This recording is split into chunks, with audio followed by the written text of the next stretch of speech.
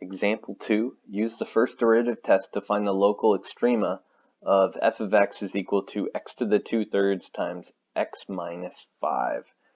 And so since we're going to be using the first derivative test, we're probably going to need our first derivative. So let's start out there. And we have a product of functions, so why don't we just go ahead and use the product rule. So if we take the derivative of x to the 2/3, it's going to give us 2/3 times x to the minus 1/3.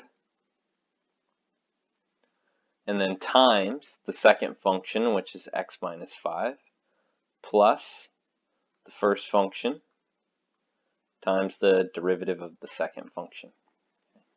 And we could actually start working with this function here as it is, but what I'd like to do is simplify it a little bit. That way, when we try to apply the first derivative test, it'll be a little bit easier. Because what we want to know is well, when's the first derivative 0 and when does it not exist? Okay? And that's going to be easier to see if we rewrite this a little bit. So if we bring this x to the minus 1/3 down to the denominator, this is going to look like 2 times x minus 5 all over 3 times the cube root of x plus, and then x to the 2/3 can be rewritten as the cube root of x squared. And to get a common denominator, we would just need to multiply this second half here by the cube root of x, or sorry, not the cube root of x, 3 times the cube root of x, that sounds a little bit better, and over 3 times the cube root of x. So we're multiplying the numerator and denominator of it by 3 times the cube root of x. And so let's see what this looks like now. I'm going to distribute that 2 through, so 2x minus 10 all over the 3 times the cube root of x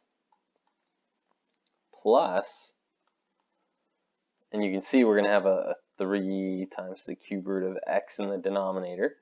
But what's going to happen in the numerator? Well, you're going to have 3 times whatever the cube root of x squared times the cube root of x is.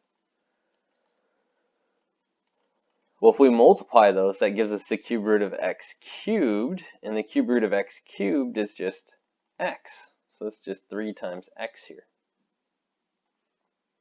And now that we have a common denominator, let's go ahead and add them together.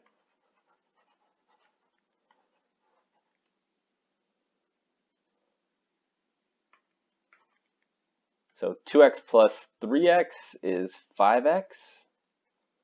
We have minus 10 all over 3 times the cube root of x. And again, when we're using the first derivative test, what we really want to do is start off by finding the critical numbers. We're going to put those critical numbers on the number line, or the x-axis. And to find those critical numbers, we just need to find where the derivative is 0 and where the derivative is undefined. And you might already notice 2 important points. Let's see here. Right, this is f prime here. So if you were to look at maybe f prime of, let's say, 0, that would be undefined, right? Because you'd have you'd have minus 10 over 0. Yeah, that's undefined.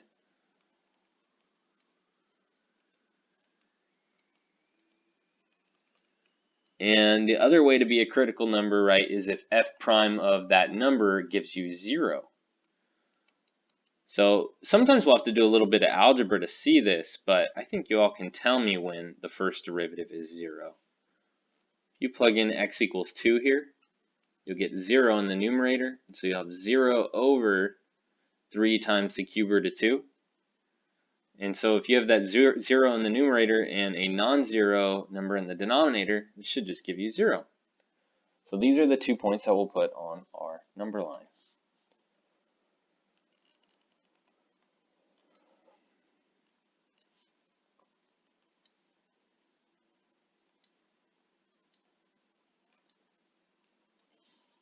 And we also need test points.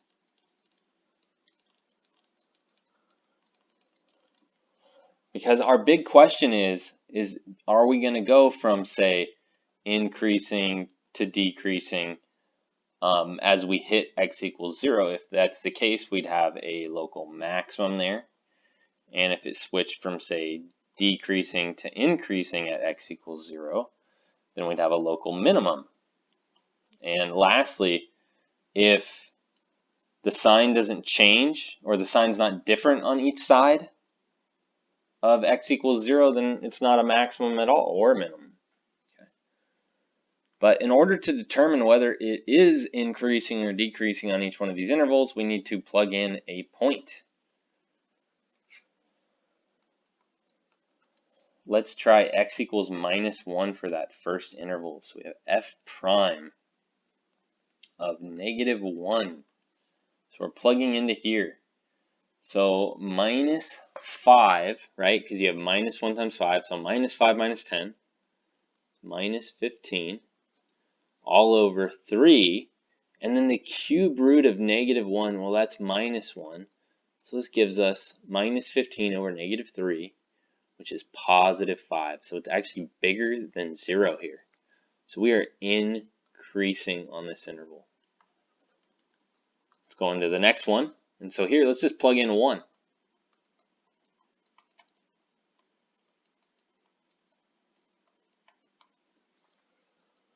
And that doesn't look like a 1, does it?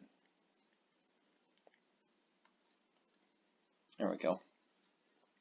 So we'll get 5 minus 10 in the numerator.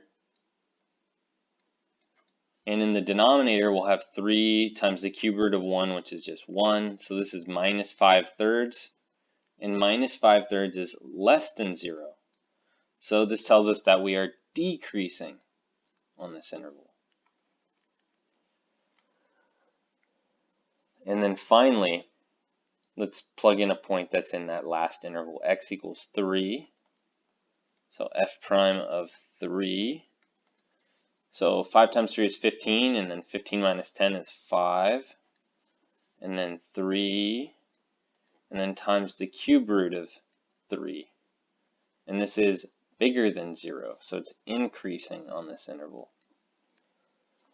And so now is what we can see is if we went from increasing to decreasing, we'll have a local maximum. And if we go from decreasing to increasing, we'll have a local minimum.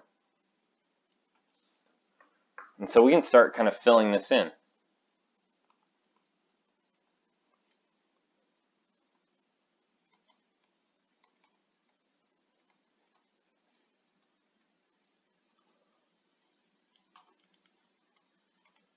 And we'll leave this blank here for a second. Local minimum of some number at x equals, and remember x equals 2 here was the minimum, and a local max of something at x equals 0. And so all we have left to do is just figure out what number goes in this spot and this spot. So remember, the first derivative tells you about the slope of the tangent line. And here, with the minimum and the maximum, we want to know about the original function. We don't want to know about the slope of the tangent line here. What is the y value when x equals 2? Let's go ahead and find that out. So I'll get rid of all these arrows here. And f was x to the 2/3 times x minus 5. So if we were to plug this in, f of 2, this is 2 to the 2/3 times, and I believe it was x minus 5, yeah, so 2 minus 5.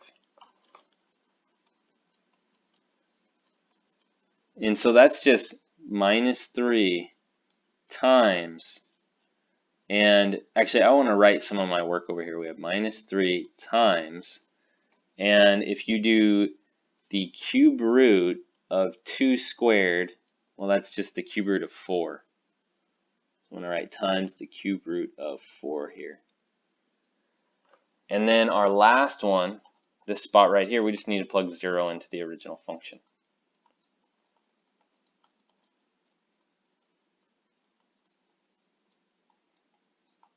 And this is just 0. So there's a local maximum of 0 at x equals 0. And what I'd like us to do here next is verify what we've done on Desmos. Let's go check that out. Now that we're in Desmos here, we have f of x is equal to x to the 2/3 times x minus 5 graphed. And you can see I also have the points for the corresponding maximum and minimum plotted here. You might remember we found 0, 0 was a local maximum.